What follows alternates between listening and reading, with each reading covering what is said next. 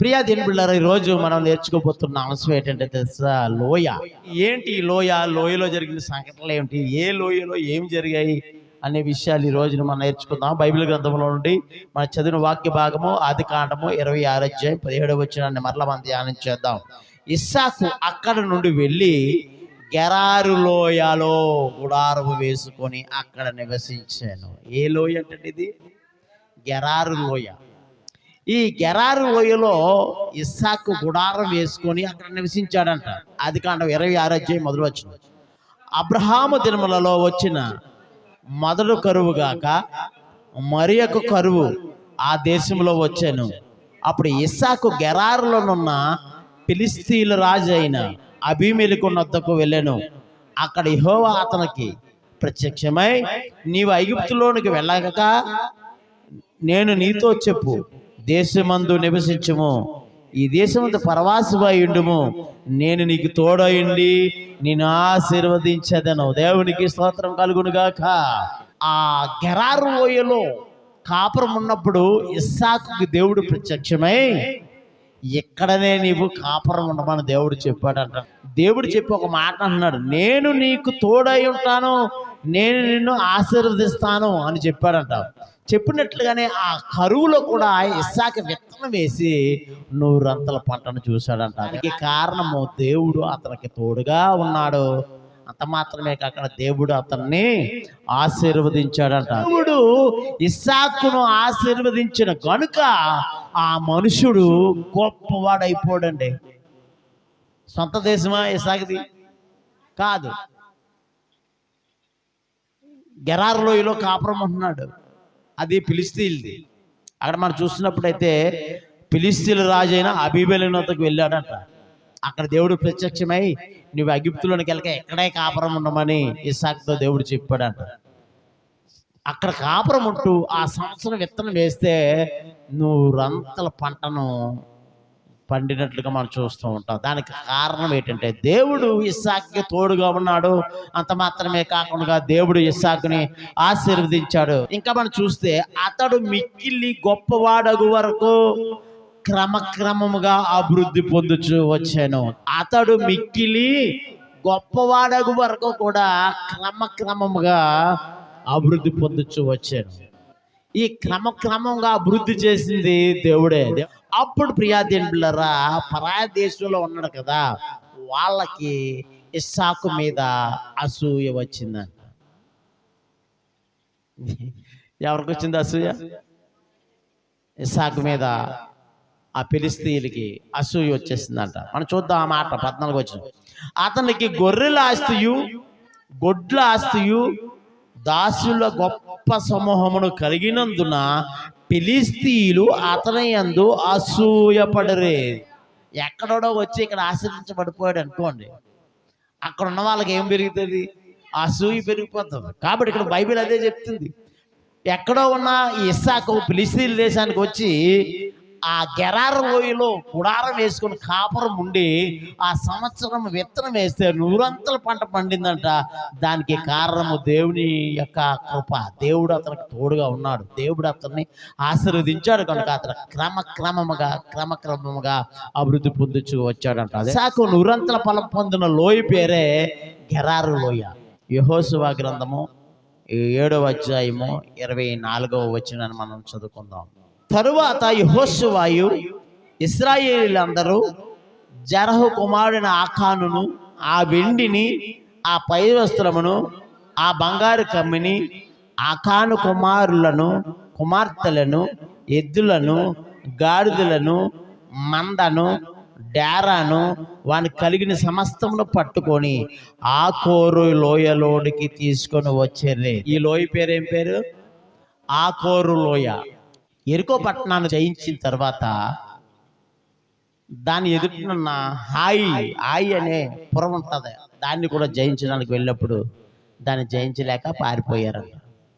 దాన్ని జయించలేక ఓడిపోయారు, పారిపోయారు ఇశ్రాయేలు. దానికి గల కారణం ఏంటంటే దేవుడు అన్నాడు, ఎరికో పట్టణం జయించిన తర్వాత అక్కడ శపితమైనది కాబట్టి చాలా వస్తువులు పడి ఉంటాయి, ఆ ఎరికో పట్టణంలో దేనిని కూడా ఇశ్రాయేలు ముట్టుకోకూడదు. ముట్టుకుంటే శాపం వస్తుంది. ఆ పాలానికి ఇశ్రాయేలు పాలనకే శాపం కలుగుతుందని చెప్పేసి ముందుగానే చెప్పడం జరిగింది. కానీ ఆ మాటను పక్కన పెట్టేసి ఎవరంటే యోధా గోత్రములోని ఎవరంటే ప్రియదేవుని బిడ్డలారా, యోధా గోత్రములో జరహు మునిమనముడును జబ్ది మనముడును కర్మీ కుమారుడైన ఆకాను శపితము చేయబడిన దానిలో కొంత తీసుకొని గనుక యెహోవా ఇశ్రాయేలు మీద కోపించాను.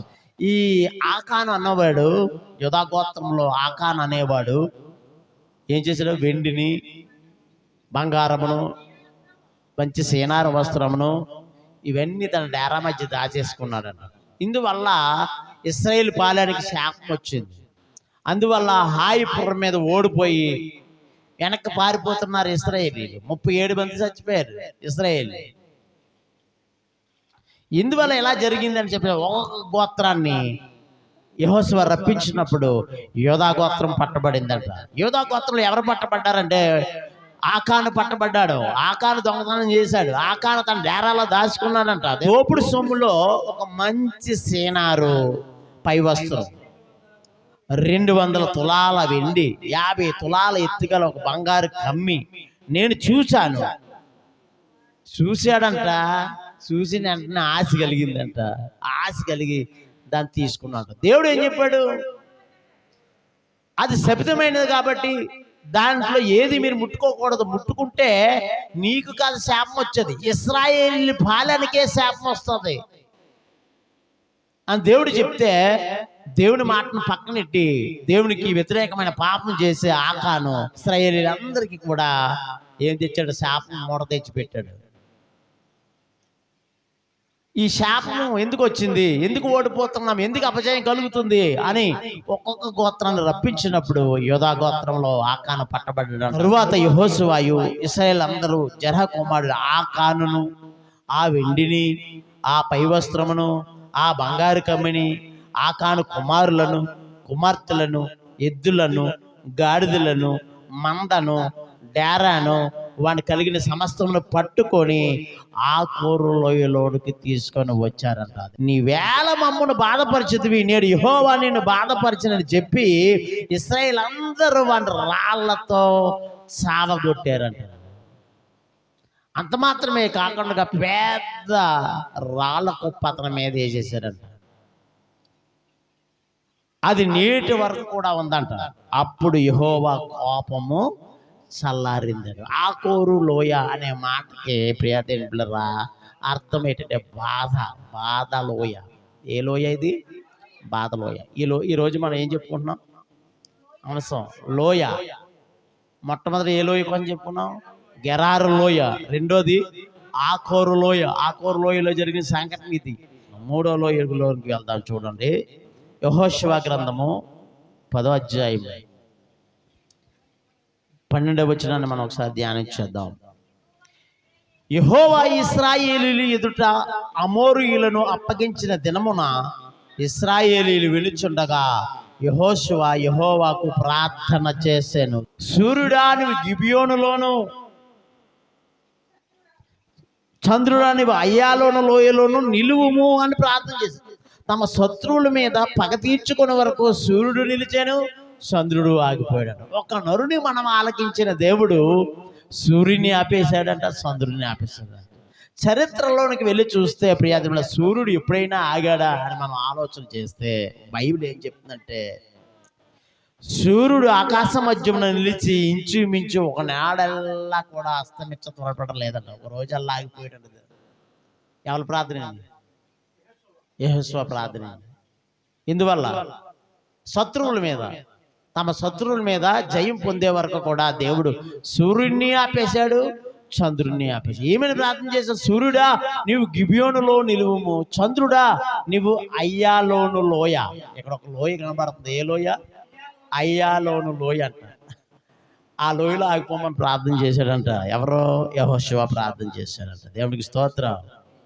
యెహోషువ ప్రార్థన విన్న దేవుడు ఎక్కడ ఆగమంటే అక్కడ ఆగిపోయిందంట. చంద్రుడు ఆగిపోయాడు, సూర్యుడు ఆగిపోయాడు. బైబిల్ ఏం చెప్తే ఆవగించేంత విశ్వాసం ఉంటే ఈ కొండెల్లి సముద్రంలో పడమంటే పడుతుంది అంట. అది లేకే మన ప్రార్థనకి జవాబు దొరకడం లేదు. కానీ యెహోషువ ప్రార్థన చేసినప్పుడు సూర్యుడే ఆగిపోయాడు, చంద్రుడే ఆగిపోయాడు. ఎక్కడ ఆగిపోమని ప్రార్థన చేసాడు అక్కడ ఆగిపోయాడు అంట. దేవునికి స్తోత్రం. సూర్యుడా నువ్వు గిబియోనులో ఆగు, చంద్రుడా నువ్వు అయ్యాలోను లోయలో ఆగు అని ప్రార్థన చేస్తే తమ శత్రువుల మీద విజయం పొందే వరకు దేవుడు ఆ ప్రార్థనకి జవాబుగా చంద్రుని ఆపేశాడు, సూర్యుని ఆపేశాడంట. ఒక నరుని మనం వినిన ఆ దినము అంటే దినము దానికి ముందే గాని దాని తర్వాతే గాని ఉండలేదంట. నాడు యెహోవా ఇశ్రాయేలు పక్షముగా యుద్ధము చేశాను. ఎవరు చేశారు యుద్ధం? ఎవరు చేశారు యుద్ధం? ఇశ్రాయేలు పక్షముగా దేవుడు యుద్ధం చేశాడంట. దేవునికి స్తోత్రం. సూర్యుని ఆపింది ఆయనే, చంద్రుని ఆపింది ఆయనే. ఒక నరుని ప్రార్థన విని ఒక నరుని మనం ఆలకించి యుద్ధము చేసింది కూడా ఆయనే. తన శత్రువుల మీద జయాన్ని ఇచ్చింది కూడా ప్రభువే. యుద్ధంలో జయించే వరకు ఒక రోజల్లా చంద్రుని సూర్యుని ఆపేశాడంట. ఆ లోయ పేరే అయ్యాలోను లోయ. 4వ లోయలోని గురించి మనం చూద్దాం. చూడండి, మొదటి సమూయేలు గ్రంథము 17వ అధ్యాయము మొదటి నుండి చదవండి. చూద్దాం. ఫిలిష్తీయులు తమ సైన్యములను యుద్ధమునకు సమకూర్చి యూదా దేశములోని సోకోలో కూడి ఎపెస్కమిమ్ము దగ్గర సోకోకును అజేకాకును మధ్యను దిగి ఉండగా సౌలును ఇశ్రాయేలును కూడి వచ్చి యాలా లోయలో దిగి ఫిలిష్తీయులకు ఎదురుగా యుద్ధ పంక్తులు తీర్చిరి. ఫిలిష్తీయులు ఆ తట్టు పర్వతం మీదను ఇశ్రాయేలు ఈ తట్టు పర్వతం మీదను నిలిచి ఉండగా ఉభయల మధ్యన ఒక లోయ ఉండెను. గాతువాడైన గొలియాతు, 6 మూరల ఆజానుబోడైన గొలియాతు ఆడ మాటలకు చూసి ఎవరంట ఇశ్రాయేలీలందరూ, సౌలు రాజు కూడా ఆ ఫిలిష్తీయుని మాటలు వినినప్పుడు బహుభీతులైరి. జీవము గల దేవుని సైన్యములను తిరస్కరించుటకు ఈ సున్నత లేని ఫిలిష్తీయుడు ఎంతటి వాడు, వాడిని చంపి ఇశ్రాయేలు నుండి ఈ నింద తొలగించిన వానికి బహుమతి ఏమని తన ఎంత నిలిచిన వారిని అడగగా, మరి అతను చంపితే ఏం బహుమతి ఇస్తారు రాజుగారు అని దావీదు అడిగాడంట. అడిగితే ఏం చెప్పారు తెలుసా దేవుని బిడ్డారా? రాజు బహుగా ఐశ్వర్యము కలుగు చేసి తన కుమార్తెనిచ్చి పెండ్లి చేసి వాని తండ్రి ఇంట వారిని ఇశ్రాయేల్లో స్వతంత్రులుగా చేయనని చెప్పారంట. దావీదుకి పౌరుషం దేనికోసం వచ్చింది చెప్పండి? సున్నత లేనివాడు, సున్నత లేని ఫిలిష్తీయుడు జీవము గల దేవుని సైన్యములను తిరస్కరించడానికి, జీవము గల దేవుని సైన్యములను తిరస్కరించడానికి వీడు ఏపాటి వాడు? అది అందుకు పౌరుషం రావాలి.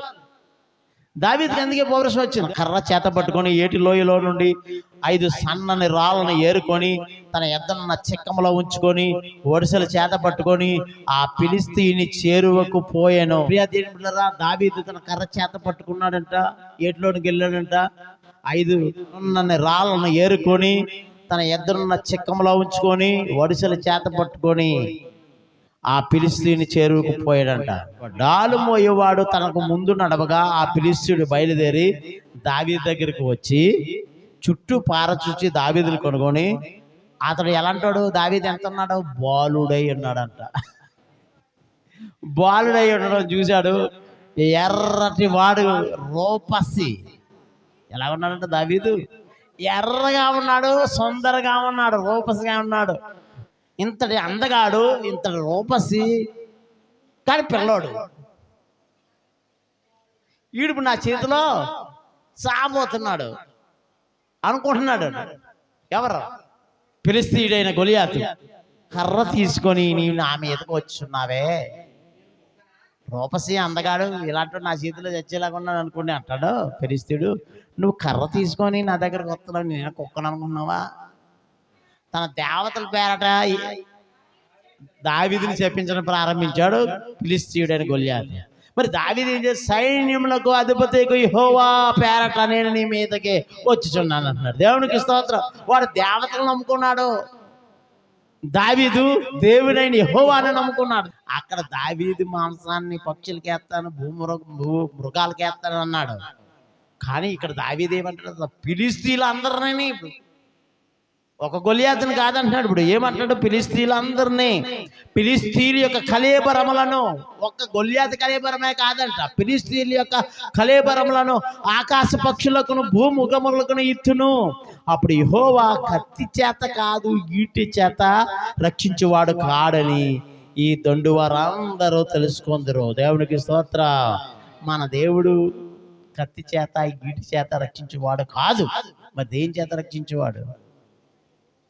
యుద్ధము యెహోవాదే అని పేరు చెప్పి ఆ వడిసెలో రాయి పెట్టి గిరాగిరా తిప్పి కొట్టాడనమాట దావీదు. దేవునికి స్తోత్ర. ఏం చేశాడన్నప్పుడు ఈట్లు లేవు, కత్తులు లేవు, బల్లెలు లేవు మనవాడి దగ్గర.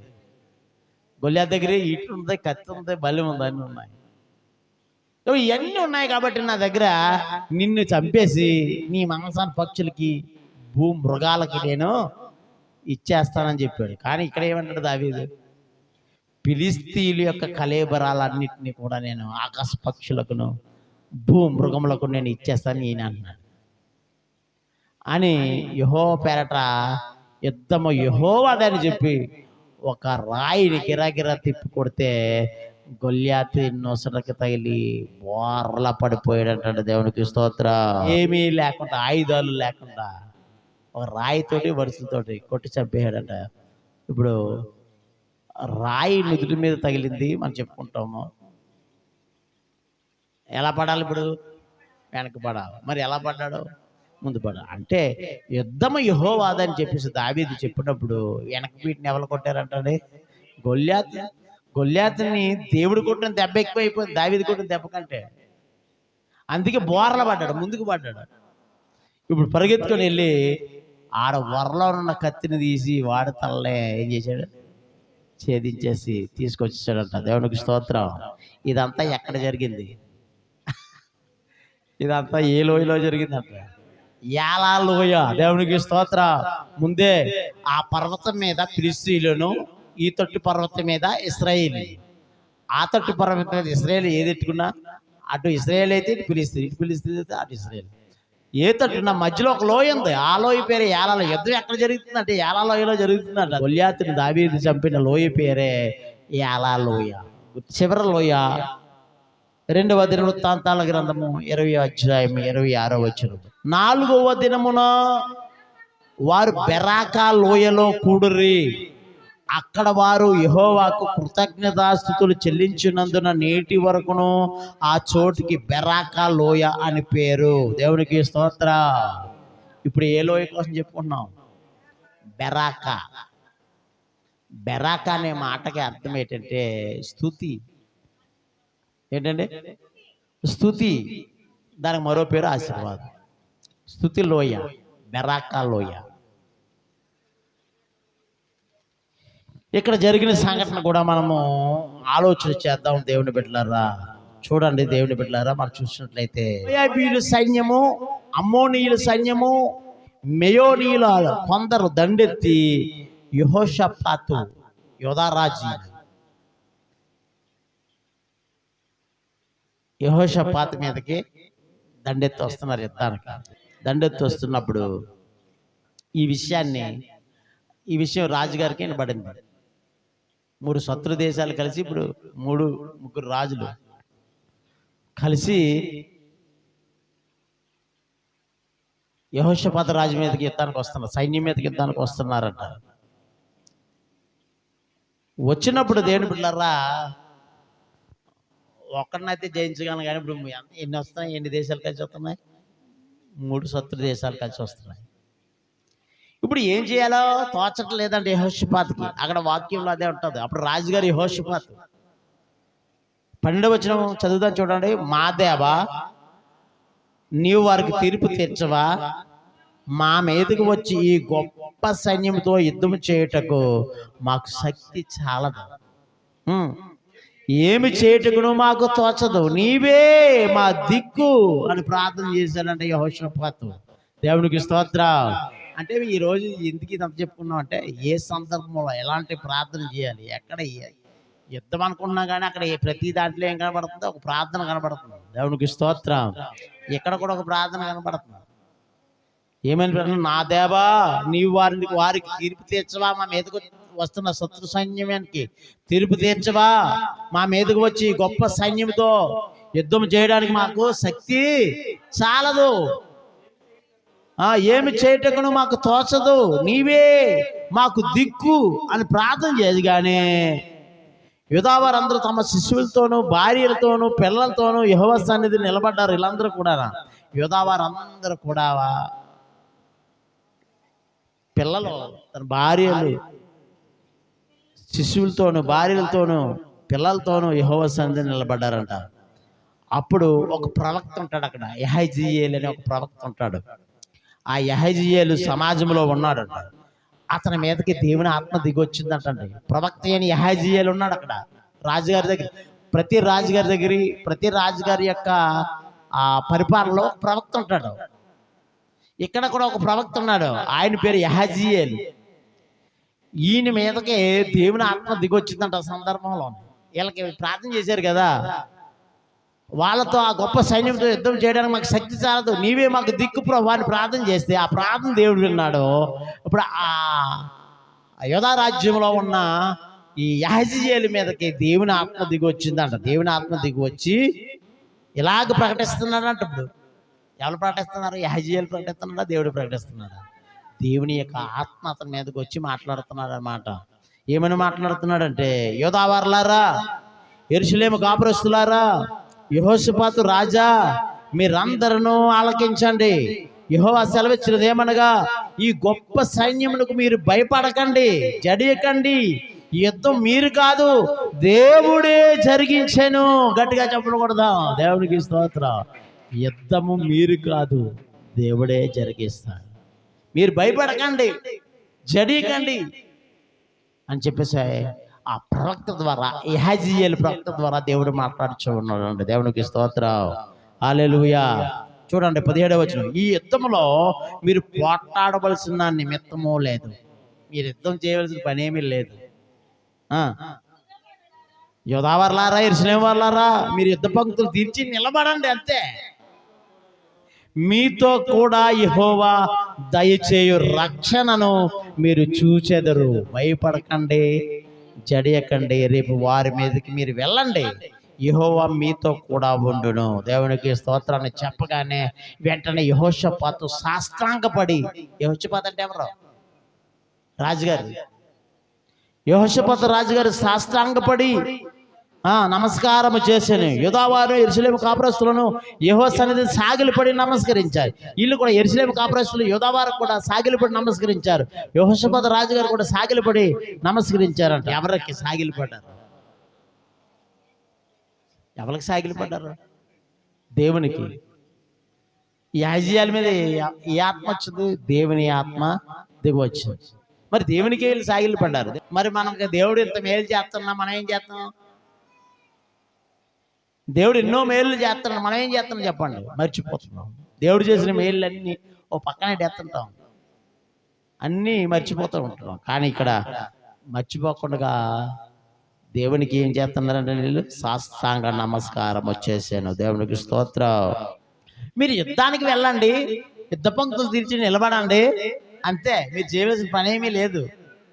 ధైర్యంగా ఉండండి, జడియకండి, భయపడకండి. అయితే మీరు చేయవలసిన పని ఏంటంటే, అతడు జనులకు హెచ్చరిక చేసిన తరువాత యెహోవాను స్తుతించుటకు గాయకులను ఏర్పరిచి వారు పరిశుద్ధ అలంకారములు ధరించి సైన్యం ముందర నడుచుచు యెహోవా కృప నిరంతరం ఉండును, ఆయన స్తుతించుడి అని స్తోత్రం చేయుటకు వారిని నియమించను. గాయకులను ముందు నిలిపి పెట్టారంటే అంతే.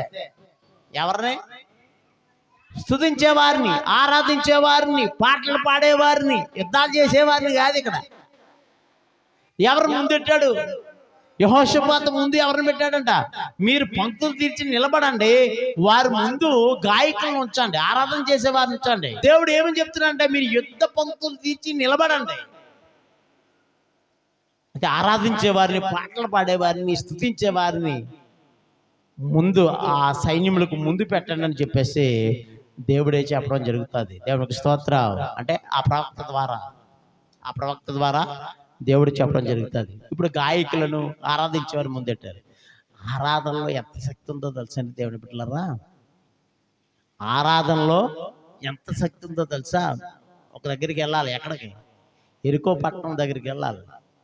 ఎరికో పట్టణం చుట్టూ దేవుడు చెప్పాడు 7 మార్లు తిరగమని. రోజుకు 1 మారే తిరగమన్నాడు. అది కూడా మౌనంగా తిరగమన్నాడు.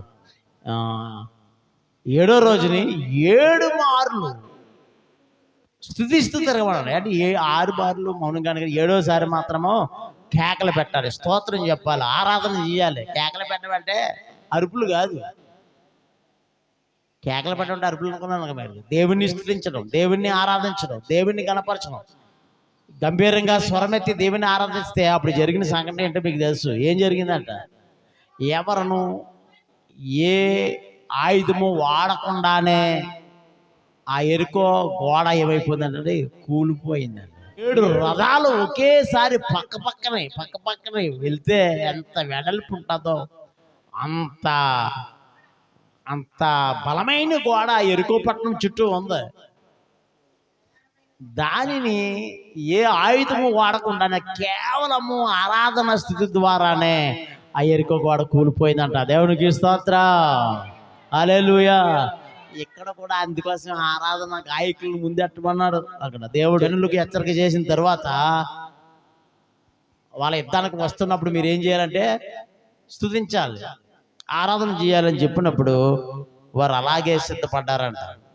అతను జనులకి హెచ్చరిక చేసిన తర్వాత యెహోవాను స్తుతించుటకును గాయకులను ఏర్పరిచి వారు పరిశుద్ధ అలంకారములు ధరించి సైన్యం ముందర నడుస్తున్నారు. పంక్తులు తీర్చి సైన్యం ఉంది వెనకాల. యెహోవా కృప నిరంతరమును ఆయన స్తుతించుడని స్తోత్రం చేయుటకు వారిని నియమించాడు. వారు పాడుటకును స్తుతించుటకును మొదలు పెట్టగానే వాళ్ళు పాడుతున్నారు, స్తుతిస్తున్నారు. ఇంతలో మోయాబీల మీదను, సేయరు మన్యవాసుల మీదను, అమ్మోనీయుల మీదను మాటుగాండ్రుని పెట్టిన కనుక వారు ఎవరు యుద్ధం చేయకుండానే వారు హతులయ్యిరి. దేవునికి స్తోత్రం. వాళ్ళు ఏమైపోయారంటే హతులయ్యారంటే ఏంటండి చెప్పండి? చచ్చిపోయారు. మాటుగాండ్రుని పెట్టాడంట. వీళ్ళు పాటలు ప్రారంభించడం మొదలెట్టారు అంతే. దేవుని స్తుతించడం మొదలెట్టారు, ఆరాధించడం మొదలెట్టారు అంతే. అందుకే ఆరాధనలో శక్తి ఉంటుంది. ఆరాధన చేయాలి, గట్టిగా మనం దేవుని ఆరాధించాలి. ఈరోజు గొప్ప ఆరాధన చేశాం మనం, ఘనమైన ఆరాధన జరిగింది. అమ్మోనీయులు, మోయాబీలు సేరిమణిని బొత్తుగా చంపి నిర్మూలన చేయవలని పొంచిండి వారి మీద పడరి. వారు సేరు కాపురస్తులు కడబుట్టిన తర్వాత తమలో ఒకరినొకరు చంపుకుంటూ మొదలు పెట్టారు. ఒకరొకరు పడుచుకుని చచ్చిపోయారంట. అయితే జరిగిన సంగతి నేను చెప్పి ముగించేస్తాను. వీళ్ళందరూ చచ్చిపోయిన తర్వాత అక్కడ ఏముంటుంది? ఇంకేముంటారు? డబ్బు, ఐశ్వర్యం, బంగారం, వెండి, ఇవన్నీ ఉంటాయి. అందరూ చచ్చిపోయారు. ఈయన యుద్ధం చేశారా చచ్చిపోవడానికి? ఏం యుద్ధం చేయలేదు. పాడడానికి, స్తుతించడానికి మొదలెట్టారంట అంతే. దేవుడు మాటగాండ్రని పెట్టిన కారణం బట్టి వాళ్ళందరూ చచ్చిపోయారు. మిగిలిన వాళ్ళకి వాళ్ళే పొడుచుకొని చచ్చిపోయారు. అందరూ చచ్చిపోయారు, అందరూ అతులైపోయారు. మరి అందరూ చచ్చిపోయిన తర్వాత ఏముంటుందని మనం చూస్తే ప్రియా దేవులారా, ఆ శవముల యొద్ద విస్తారమైన ధనమును, ప్రశస్తమైన నగలను కనబడెను. ఆ శవాల దగ్గర ఏం దొరుకుతున్నాయి? విస్తారమైన ఐశ్వర్యం అంట, ధనం, విస్తారమైన ధనము. 25వ చదవండి. ఇంక నేను చదవనందుకు. యెహోషాపాతును అతని జనులను వారి వస్తువులు దోచుకుంటూ దగ్గరకు రాగా ఆ శవముల యొద్ద దోచుకోవడానికి వచ్చారు. శవాల దగ్గర ఇంకా డబ్బు మిగిలిపోయి ఉంటుంది కదా, దోచుకోవడానికి వచ్చారంట వీళ్ళందరూ. యెహోషాపాతును ఆ సైన్యం వచ్చారంట. రాగానే ఆ శవముల యొద్ద విస్తారమైన ధనము, ప్రశస్తమైన నగలు కనబడిన. వారు తమకు ఇష్టమైనంత మట్టుకు తీసుకొని తాము కొనుక్కోగలిగినంత కంటే ఎక్కువగా ఒలుచుకున్నారు. ఒలిచేసుకోవడమే, చెవిలి ఒలిచేసుకోవడం, మెల్ల ఒలిచేసుకోవడం, వడ్డాలు ఒలుచుకోవడమే. ఇలాగే కొల్ల సొమ్ము అతి విస్తారమైనందున దాన్ని కూర్చుకోవడానికి 3 రోజులు పట్టిందంటే. ఆ డబ్బు అంతా ఒలుచుకోవడానికి, ఆ బంగారాలు ఒలుచుకోవడానికి. ఎరుగుతమ్మ గారు మీరు బయటికి వెళ్ళిపోయారు. చెవులు ఉన్న పోగులు, ముక్కులు ఉన్నాయి, మెల్ల ఉన్నాయి, నగలు, వడ్డాణాలు ఎన్ని కూర్చుకోవడానికి 3 రోజులు పట్టిందంట. దేవునికి స్తోత్రం. 4వ దినాన్న ఇప్పుడు ఇదంతా ఒలుచుకోవడానికి, బంగారాలు తీసుకోవడానికి, ఈ ధనం సంపాదించుకోవడానికి, పోగు చేసుకోవడానికి దొంగతనం కాదు ఇది. శవాలు పడున్నాయి, మొత్తం అందరూ చచ్చిపోయారు. ఇంకేం మిగిలి ఉందంటే ఆస్తే మిగిలి ఉంది. అదంతా కూర్చుకోవడానికి 3 రోజులు పట్టిందంటే వీళ్ళకి. ఎవరికి పట్టింది చెప్పండి? ఇశ్రాయేలుకి, యోధా ఇంటి వరకు. 4వ దినమున వారు బెరాకా లోయలోనికి వచ్చారండి. ఇప్పుడు ఎందుకు వచ్చారు ఇక్కడ బెరాకా లోయ? ప్రభువా, మాకు యుద్ధంలో మీరు జయాన్ని ఇచ్చారు, మాకు సకల ఐశ్వర్యాన్ని కూడా ఇచ్చారు, కాబట్టి అందుకు బదులుగాను మా పిట్లు పెట్టి దాచేసుకోలేదు, కానీ మేము నీకు స్తుతి చేయడానికి, నిన్ను ఆరాధించడానికి ఈ లోయలోనికి వచ్చామని కూడుకున్నారు. ఇశ్రాయేలు అందరూ కూడుకున్నారు. పిట్లు దాచేసుకోలేదు. ఆకాలంలాగా పట్టుపోయి ఏం చేయడు? ఆకారం ఏం చేయడు? దాచేసుకున్నాడు. ఎవరికి కనబడలేదు. ఆ గోత్రంలో ఎవరికీ తెలియదు ఆ సంగతి. ఆడొక్కడే చేశాడు ఆ పాపం. కానీ ఇక్కడ అలా కాదు. ఇది దొంగతనం ఏమీ కాదు. మొత్తం అందరూ చచ్చిపోయారు, అలాగా పడి ఉంది. ఇప్పుడు దాన్ని ఒలుచుకోవడానికి 3 రోజులు పట్టింది. 4వ రోజున ఒక లోయలోనికి వచ్చారంట. బెరాకా లోయలో కూడుకున్నారు. అక్కడ వారు యెహోవాకు కృతజ్ఞతాస్తుతులు చెల్లించినందున నేటి వరకును ఆ చోటుకి బెరాకా లోయ అని పేరు. ఎందుకు ఆ లోయలో కూడుకున్నారంటే, దేవుని బిడ్డలారా, దేవునికి యుద్ధంలో జయాన్ని ఇచ్చినందుకు గాను, అంత మాత్రమే కాకుండా ఇదంతా మాకు కాకపోయినప్పటికీ ఇదంతా మా వశం చేసినందుకు గాను వీళ్ళందరూ ఏం చేస్తున్నారంటే, దేవునికి కృతజ్ఞతాస్తుతులు చెల్లించడానికి ఆ లోయలో కూడుకున్నారంట, దేవుణ్ణి ఆరాధించడానికి. ఆ లోయ పేరే బెరాకా లోయ. యుద్ధంలో జయం వచ్చేసిన తర్వాత చుట్టుపక్కల ఉన్న దేశ రాజ్యాలలో కూడా ఏం పట్టుకుంది? దేవుని భయం పట్టుకుంది. అందరికీ భయం పట్టుకుంది. కారణాన్ని బట్టి ఇంక యెహోషాపాతు మీదకి ఎవరు రావడానికి భయపడుతున్నారు కనుక ఇప్పుడు ఎలాగుందంటే అది రాజ్యము నెమ్మలముగా ఉందంట. కాబట్టి వీళ్ళందరూ దేవుడు చేసిన మేలు మర్చిపోయారంటే మర్చిపోలేదు. మరి ఏం చేశారు? ఒక లోయలోనికి వచ్చారు. అసలు ఆ లోయకి పేరు ఎందుకు వచ్చిందంటే, వీళ్ళు దేవుణ్ణి ఆరాధించడానికి, స్తుతించడానికి, ప్రార్థించడానికి ఒక లోయలో కూర్చొని ఆరాధిస్తున్నారు కాబట్టి ఆ లోయకి స్తుతి లోయ అని పేరు వచ్చింది. ఏ లోయ అంట? బెరాకా అనగా స్తుతి లేక ఆశీర్వాదం.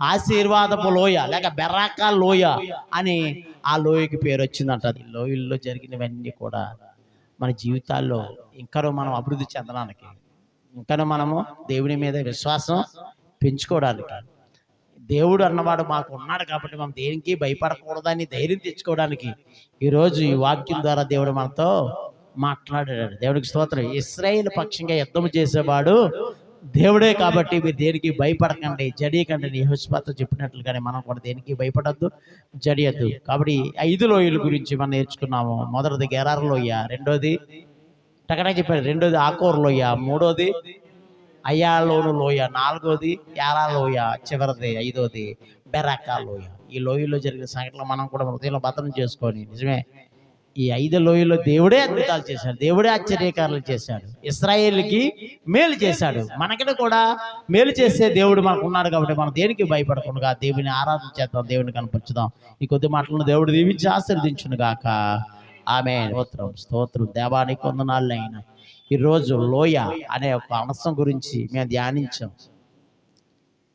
5 లోయల గురించి మేము చూసాం. అయ్యానికి స్తోత్రాలు. మొదటి లోయ గెరారు లోయ. అక్కడ ఇస్సాకు గుడారం వేసుకొని కాపురం ఉన్నట్లుగా మేము చూసాం. ఇస్సాకు ఆ సంవత్సరము 100 పంటను చూసినట్లుగా, 100 ఆశీర్వాదం పొందినట్లుగా మేము చూసాం. దానికి కారణం ఏంటంటే, నీవు అతనికి తోడుగా ఉన్నావని, నీవు అతన్ని ఆశీర్వదించావని కూడా మేము చూసాం. నిజమే తండ్రి, స్తోత్రాలు. మాకును కూడా నువ్వు తోడుగా ఉంటాయి. మీరు ఆశీర్వదిస్తే కరువులో కూడా 100 పంటను చూసినట్లుగానే మేము కూడా 100 ఆశీర్వాదాలు పొందుకోగలుగుతాం అని ఆ గెరారు లోయ గురించి మీరు మాతో మాట్లాడారు. రెండోది ఆకోరు లోయ. ఆకోరు లోయలో జరిగిన సంఘటన, మరి ఆకాను దొంగతనం చేసి శపితమైన దాన్ని ముట్టుకొని శాపాన్ని తెచ్చుకున్నాడు. ఆయన తెచ్చుకోవడమే కాకుండా ఇశ్రాయేలు పాలానికి శాపం తెచ్చిపెట్టాడు. అందుకు కారణాన్ని బట్టే తర్వాత జయించి ఆయి మీదకి యుద్ధంకి వెళ్ళినప్పుడు జయించలేకపోయారని, ఈ జయించుకుపోవడానికి కారణాలు ఏమిటో తెలుసుకుందామని గోత్రాలు దగ్గరికి రప్పించబడినప్పుడు యోధా గోత్రం పట్టబడింది. యోధా గోత్రంలో ఆకాను పట్టబడ్డాడు. ఆకాను తన చేసిన తప్పును చెప్పినప్పుడు ఆకానును ఆకాను యొక్క కుమారులను కుమార్తెలను తనకుండా కలిగిన ఆస్తి అంతటిని ఆకూరులో తీసుకొని వచ్చి రాళ్లతో చావగొట్టి నిప్పి పెట్టి కాల్చేసినట్లుగా పెద్ద రాయి కుప్ప అతని మీద వేసినట్లుగా దానికి ఆకూరులో అని పేరు పెట్టినట్లుగా మేము చూసాం. నిజమే ప్రభా, శపితమైన దాన్ని ముట్టుకుంటే శాపం వస్తుంది. కాబట్టి మాకు అలాంటి శాపం రాకుండా మేమును ఆకూరులో మరొకసారి గుర్తు చేసుకున్నాం. బాధలో అది అలాంటి మరి శాపం మా మీదకి రాకుండా ఉండాలనేదే మాకు గుర్తు చేసావు. అయితే శపితమైన దాన్ని మేము ముట్టుకోకూడదు అని ఈ వాక్యం ద్వారా మీరు మాతో మాట్లాడారు. ఈ సంఘటన ద్వారా మీరు మాతో మాట్లాడారు. శపితమైన దానికి మేము చోటు ఇవ్వకూడదు, శపితమైన దానికి మేము ముట్టుకోకూడదు, వాటిని అంటుకోకూడదు అని దీన్ని బట్టి అయితే మాట్లాడారు. మూడోదిగా తండ్రి స్తోత్రాలు ప్రభా, మరి అయ్యాలోను లోయ అక్కడ జరిగిన సంఘటన అమోరీలతో యుద్ధం చేయడానికి మరి స్తోత్రాలు యెహోషువ సైన్యం వెళ్ళినప్పుడు ఆయన శత్రుల మీద జయం పొందే వరకు సూర్యుడిని చంద్రుని ఆగమని ప్రార్థిస్తే దేవుడు ఆ ప్రార్థన విని అయ్యాలోను లోయలో ఆపేసినట్లుగా మేము చూసాము. నిజమే ప్రభు, ఒక నరుడు మనవి విని ఒక రోజల్లా సూర్య చంద్రులు ఆపడినట్లుగా దాని ముందు కానీ దాని తర్వాత కానీ ఎప్పుడు జరగలేదని నీ వాక్యం మేము చూస్తాం. నిజమే తండ్రి, నీ భక్తులు ప్రార్థన ఆలకించే దేవుడు అని ఈ సంఘం ద్వారా విన్నామయ్యా. నాలుగోది ఏలాలోయలో ఒక ఫిలిష్తీయుడు, ఒక అన్యుడు తొడకొడుతున్నప్పుడు, ఛాలెంజ్ చేస్తున్నప్పుడు సున్నత లేనోడే ఇలాంటి పేలాపన చేస్తుంటే సున్నతి పొందిన ఇశ్రాయేల్ సైన్యములకు అధిపతిగా యెహోవా జీవము గల దేవుని సైనికులైన మేము అని పౌరుషం కలిగిన వాడై దావీదు ఆ గొలియాతు మీదకి యుద్ధంకి వెళ్ళినట్లుగా మేము చూస్తాం.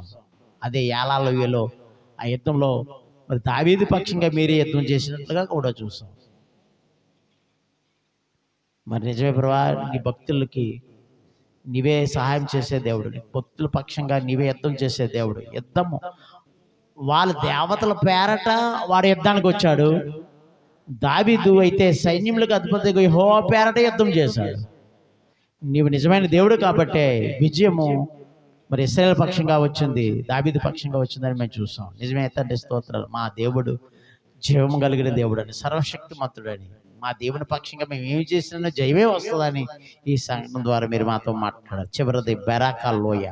అక్కడ కూడా 3 శత్రు దేశాలు యోధా వారి మీదకి యెరూషలేము వారి మీదకి యుద్ధానికి వస్తున్నప్పుడు యెహోషాపాతు మాకు ఏమీ చేత కాదు ప్రభువా, నీవే మాకు దిక్కు అని ప్రార్థించినప్పుడు ఆ రాజ్యంలో యెహెజ్కేలు అనే ఒక ప్రవక్త మీద నీ ఆత్మను పంపించి ఏం చేయాలో మాట్లాడారు.